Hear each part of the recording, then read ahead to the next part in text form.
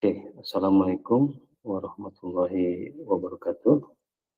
Ya, di Safety and Security Awareness Program yang salah satu dari materi bulan ini, ya, ini akan saya jelaskan simpel saja karena memang Safety and Security Awareness Program ini akan saya jelaskan lebih detail ya. Untuk di Cikarang saya akan coba jelaskan di meeting nanti bersama tim Radisi dan tim P2K3. Di Bogor nanti akan saya jelaskan juga secara detail langsung ya. Saya akan berkunjung ke Bogor, termasuk di 3 kota, Surabaya, Medan, dan juga Kendal. Saya akan berkunjung ke sana untuk mengatur dan memberikan training tentang safety and security awareness ya. Jadi kalau kita pelajari simpel di sini program dari GSRS untuk tahun ini, jadi kita punya 4 topik ya. Topik pertama adalah target zero atau back to basic atau kita GSRS berharap pada operation itu kepada semua itu kita menekankan atau kita menuju nol kecelakaan, di mana di tahun ini sih sudah tercapai ya, nol kecelakaan itu sudah tidak ada ya, cuma ada dirilis gitu. Tapi memang ini yang digaungkan sama GSRS supaya tidak ada kecelakaan. Karena memang di tempat lain, di negara lain, di Thailand, untuk saya di Thailand masih ada, dan kejadian tahun ini juga di beberapa negara, di Australia juga terjadi ya. Jadi sekaligus mereka mengingatkan kepada semua negara termasuk kita juga untuk menargetkan zero incident ya, tidak ada kecelakaan ya gitu. Dan kedua adalah see something dan say something, artinya kita harus melihat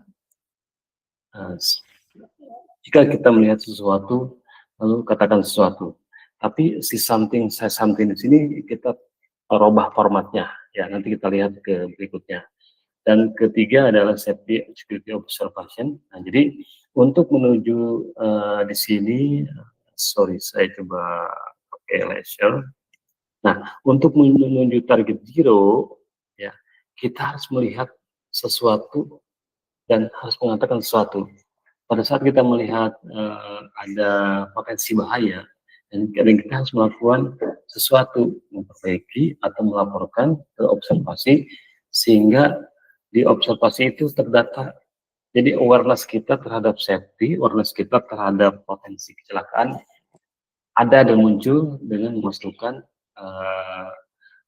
semua kejadian yang berpotensi kecelakaan itu dimasukkan ke observasi. Jadi ini nomor 3 adalah observasi, itu adalah diharapkan teman-teman semuanya, semua site, semua cabang, semua departemen, semua orang diharapkan untuk menginput potensi bahaya di sekitar tempat kerja kita yang nantinya potensi bahaya itu berisiko fatality, berisiko terjadi kecelakaan kerja, sehingga target zero nomor 1 ini ya tidak tercapai kalau tidak ada observasi. Untuk itu dimulai dari sekarang ya, dan saya akan kunjungan ke beberapa tempat yang tadi saya bilang, saya akan training, saya akan menjelaskan secara detail tentang hal-hal berkaitan dengan zero incident dan terkait dengan safety and security observation ya. Dan tentunya saya juga diminta untuk membagikan ini ya, notebook ya seperti ini ya dari GSRS, dan kita akan session training ya, dan juga akan tanya jawab lah sekitar safety and security observation. Dan keempat adalah di sini awareness program dan reward. Jadi setelah kita melakukan menekankan target untuk zero incident, tidak ada kecelakaan, dan kita menekankan untuk semua orang aware terhadap potensi bahaya, dan setelah melihat sesuatu yang berpotensi bahaya, maka dimasukkan juga ya, dikatakan atau diungkapkan melalui observasi di nomor 3 ini. Dan kalau kita observasi rajin melihat potensi bahaya dan sebagainya, ini juga akan menjadi mendapat program reward ya, mendapat program penghargaan reward dari KSHS ya.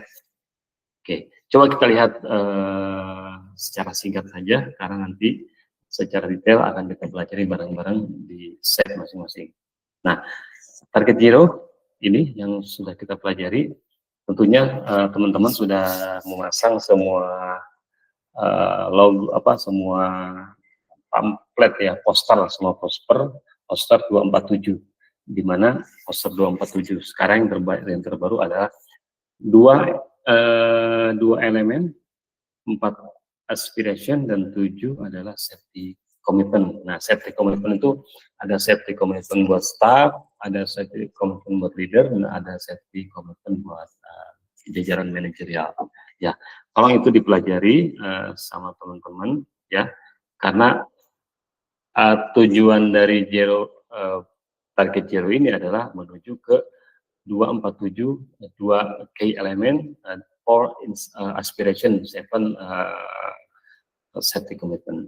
Oke, coba lihat lagi karena saya sudah bagikan semua posternya dan akrilik sudah dibagikan melalui purchasing, dan termasuk di sekarang sudah ditempelkan di HS1 ya, dan juga di beberapa tempat saya sudah mendapat informasi sudah dipasang. Kalau yang belum masang, tolong dipasang, karena kalau tidak dipasang kena audit NG, nanti baru kena semuanya, karena saya sudah mengirimkan semuanya di cabang. Oke, lanjut. Di sini, ini ya yang tadi saya bilang 247. Ya. Oke, ini ada video, tapi nanti saya akan masukkan ke slide berikutnya ya, yang di video Google Form ya. Oke, nah kita coba masuk kepada see something ya. Tadi kan kita udah pelajarin target zero-nya. Ini sekarang apa sih yang dimaksud dengan see something dan say something ya. See something dan say something artinya kita pada saat kita melihat sesuatu potensi bahaya, kita selalu lakukan. Jangan diam mengabaikan potensi bahaya itu, dibiarkan begitu saja. Nah, apa sih yang di sini potensi bahaya yang perlu dipertimbangkan adalah satu, life safety atau keselamatan hidup ya. Di situ ada lorong, koridor, emergency exit, dan doors dan emergency exit doors terhalang ya. Itu lebih ke keselamatan hidup atau life safety. Jadi kalau misalnya ada lorong, ada koridor, ada emergency exit yang terhalang barang-barang, ya entah itu box, entah itu equipment dan sebagainya, jangan sampai terhalang. Kalau terhalang itu berbahaya dan bisa mencelakakan kita. Ya, untuk itu silahkan input silakan itu jadi salah satu faktor pengecekan di observasi. Ya. Poin lainnya adalah keselamatan kerja ya, operasional. Karyawan yang melakukan tindakan berbahaya atau berpotensi bahaya, contoh kalian mengoperasikan alat kerja yang belum mendapatkan training, gitu ya.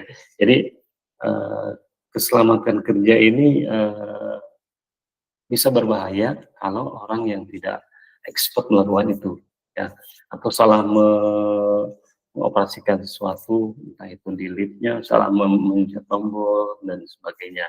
Jadi ini adalah sumber-sumber atau potensi bahaya yang bisa mencelakakan kita, ya.